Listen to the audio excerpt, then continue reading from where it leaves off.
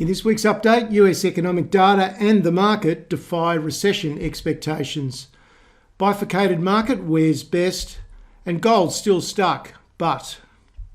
My name's Garry Davis. As always, this is general advice only, and please remember to like and subscribe to the video. All right, quick market perspective. The big players, the really big players, are clearly betting that interest rates are either at peak or close to a peak. You've just got to look at the way that fund managers have increased their bond holdings significantly in recent times, and the only logical reason that you would do that is if you thought that bond yields were peaking, which means bond prices are near a major low. So that's a pretty big bet in the face of the economic data, but as always, at major turning points in the market, everything points to a continuation of what we have, and the news is probably at its worst. So it's not surprising that we're seeing some of these very significant contrarian signals. So it remains to be seen whether these fund managers are right. They're right more often than they're not. That's what they get paid to do. So that'll be an interesting watch over the next 3 months or so. But for now, look, the US company sales are still growing, and they're largely maintaining their margins, and that's been very unexpected. I think for probably everybody. Everyone's been talking about the really high US margins for probably 18 months now, and how they weren't really sustainable at that level, but it turns out that they have been. So that's a bit of a head scratcher, and so hence share prices have remained strong, and that will be the case until something changes and we start to see sales or margins being eroded, and therefore stock prices will then be at risk. And of course, you get this double leverage effect where when the market changes, that not only do you get a reduction in price because the profits are falling, but you also get a reduction in the PE multiple as well. And so you get this double banger effect that can move prices to the downside quite strongly. Avoiding a recession in America is going to be very tough to do, but then again, people have been saying that for the best part of 12 months, and the bond market has been screaming a recession for the best part of 12 months.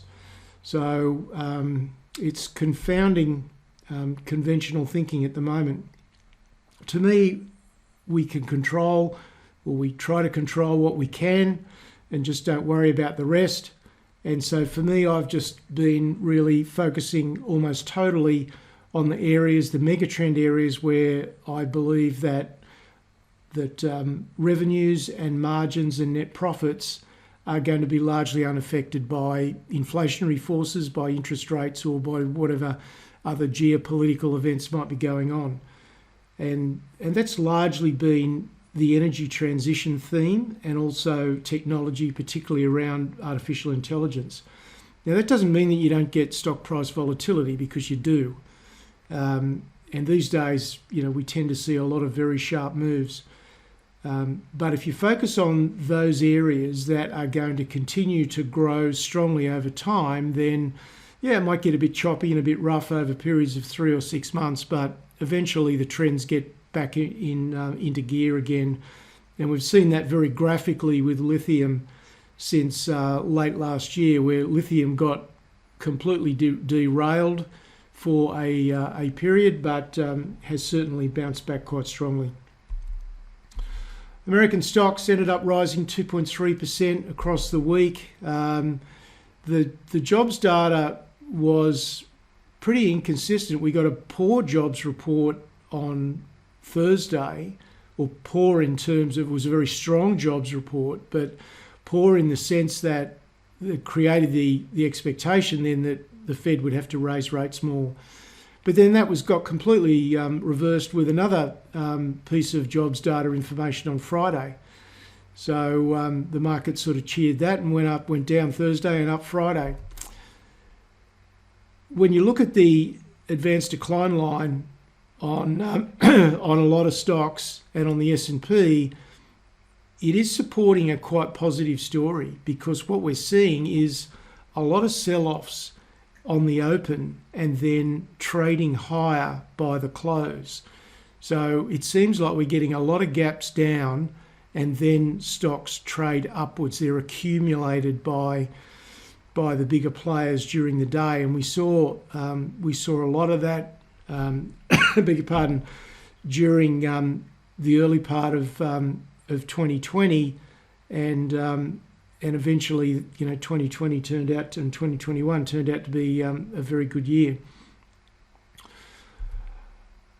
The US dollar index was lower, down to 102.2, down about 0.5%.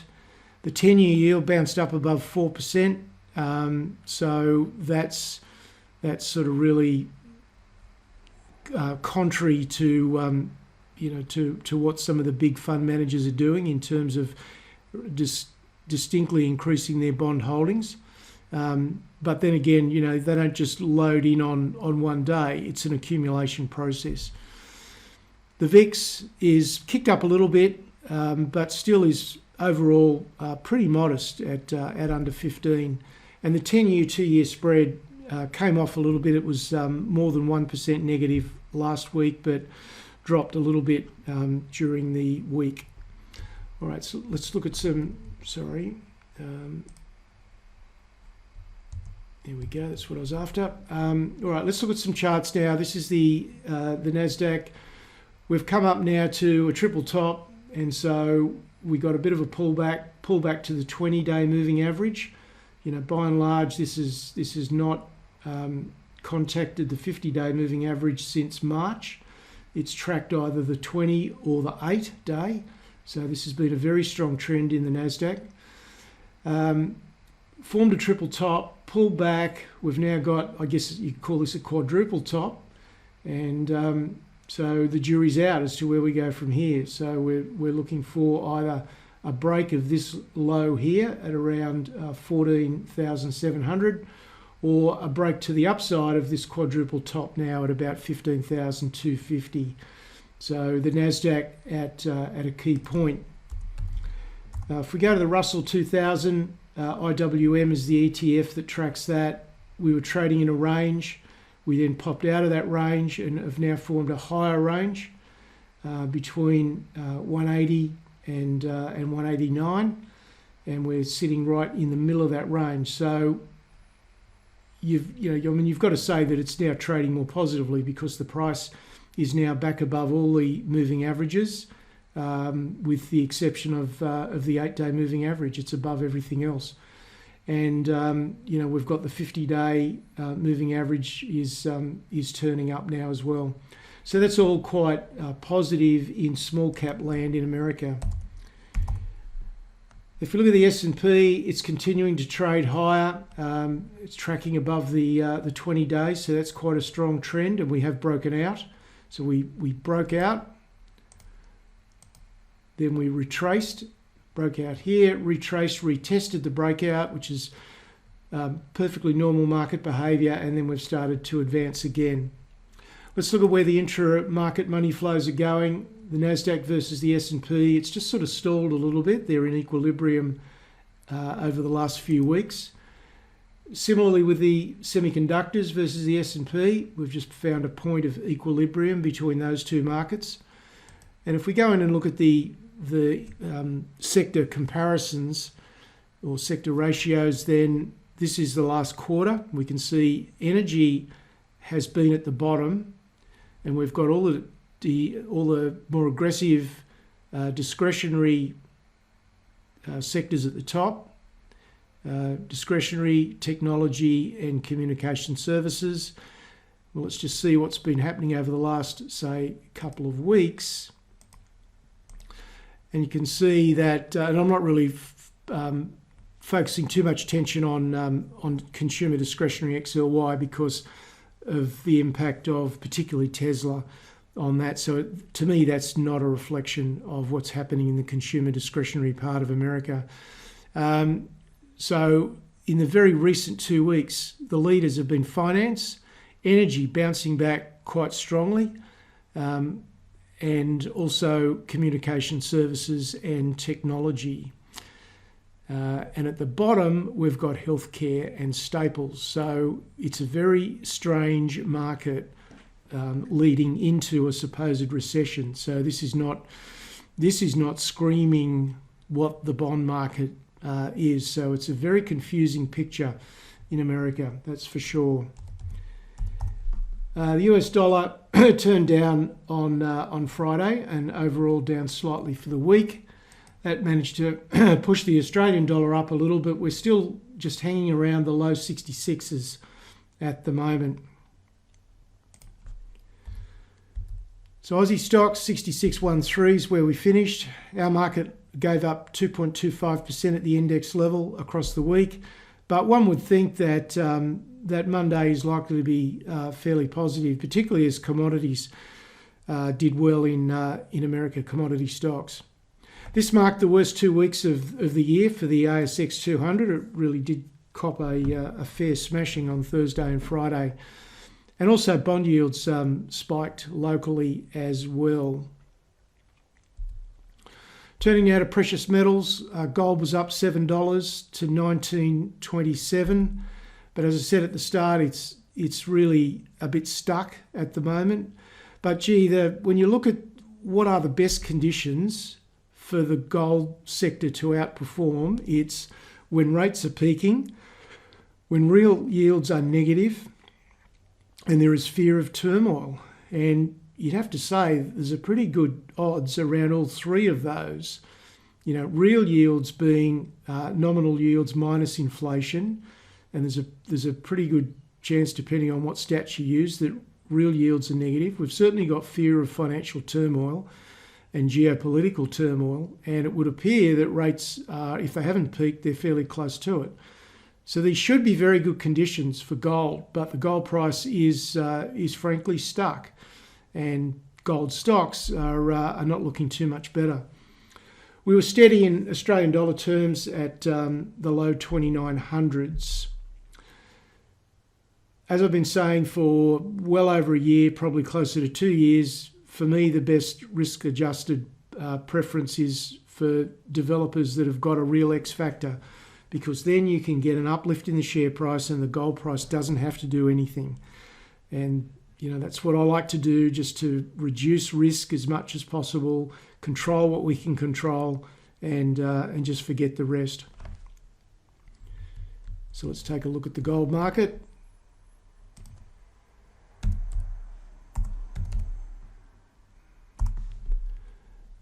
So there's gold on a daily basis. I think there's a problem with the data in Optima, because to the best of my knowledge, we certainly did not spike to a high of 2023. So I think just ignore that huge big spike in the gold price. If we look at silver, we didn't see silver do anything like that. So I think that's just it's probably an incorrect high in the data, and similarly, I think you can take out that big spike on the weekly chart as well. If we look at GDXJ as a proxy for what global mid to large cap stocks gold stocks are doing, we've been in downtrend since a peak in mid-April, but really we're at the same level that we were at in August of last year. So we're almost 12 months, and global gold stock indices have really done nothing. It's been, and that's why I've focused so much on advanced developers, or developers with a real X factor, and that certainly has paid dividends, that's for sure. Turning to other commodities, copper was at $3.75. Nickel did kick back up a bit to $9.33. Now, Chile being the largest copper producer and exporter, their output was down 4.7% for the first 5 months of this year compared to the first 5 months of 2022. And this is at a time when demand is set to really start to escalate dramatically for the rest of the decade. May not happen just yet. It might be, another 12 months away before that really starts to kick in.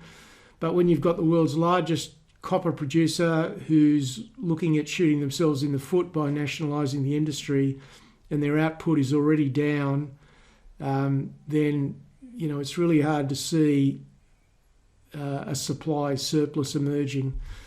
I just don't think it's going to happen. And Bill Beament, who's probably one of the top handful of most respected and most successful miners in Australia, says that copper is a 2024, 25 and beyond story. And I think that's certainly true. It may come home even a little sooner than that, particularly when we see how things unfold in Chile. If we look at West Texas Intermediate crude, it did kick up about $3 on the week to $73.70. Stocks were down, and the energy sector was down in America, but finished strongly on Friday with the oil price kicking up, and stocks managed to finish flat for the week. Just touch on a bit of lithium news, just on the point of, is this resurgence in lithium? Is it real, or is it just a bit of hype? Spot chemical prices have been edging up a little further. They're holding in the sort of the mid $40,000 on a CIF basis in Asia, and that's according to Benchmark Minerals. When you stand back and you look at, there's just a tsunami of mergers and acquisitions happening, probably a lot more in the pipeline. We've got larger companies making cornerstone investments in multiple smaller players. We've got offtake deals being done left, right and centre. And we've got some companies that are even now making a shift of direction. We've seen FMG now wanting to move into lithium, and also DVP has made an acquisition of Essential Minerals in lithium. So these companies that were committed very much to other commodities are now sniffing the air currents and making a move into lithium as well. So it's pretty hard to say that this is just hype and it's not sustainable. And if that turns out to be the case, then there's an awful lot of very, very smart people that are going to be very expensively wrong. So I think my fallback position when there is uncertainty about the future is to look at what people do, look at what the smartest people do rather than what they're saying. And, the smartest people on the planet in the lithium space are saying and doing very positive things. So that's why I remain extremely bullish on lithium. But you've still got to have a plan. You've still got to be disciplined to your plan. You've still got to manage risk well, because at the end of the day, the thing that derails most investors is their execution is just really bad. And it's really bad because they set themselves up to fail psychologically. Their psychology can't deal with the tasks that they set themselves. And so it's just so critical to get that part right at the start and make it easy on your psychology. And that's what I spend a significant amount of time with, particularly in the Insiders Club, to helping members get that structure and get a plan that is suitable for their psychology. There's a spot copper chart, not much movement. Similarly with nickel. So wrapping it up, I'm just going to repeat what I said last week because I just think it's a really appropriate message. It's a really important message. The second half of this year is not going to be easy. It really isn't. And we're going to see, I wouldn't be at all surprised to see well over half the stocks on the market decline or just go sideways and do nothing. So that is my base expectation for the market. I also think the volatility will be high. There are just too many cross currents for that not to be the case. So clarity around the process that you're going to use and the disciplined execution of it is absolutely critical. Control what we can control, just forget the rest, it's just noise, move on. There's no point in worrying about it because all it can do is basically mess up your head. Portfolio analyst last week, it was the first Wednesday of the month. We take stock of what happened in June, the analysis that were done, some of the recommendations that were made, and see how they worked out and what lessons we can learn from that. That's always a very valuable session. And in particular, we looked at planning your portfolio composition. What do you want your portfolio to look like in advance? And again, just such an important step that you can take in controlling your ultimate outcome. There's more information on the website. There's my email address, and I'll be back with you next Sunday. Cheers.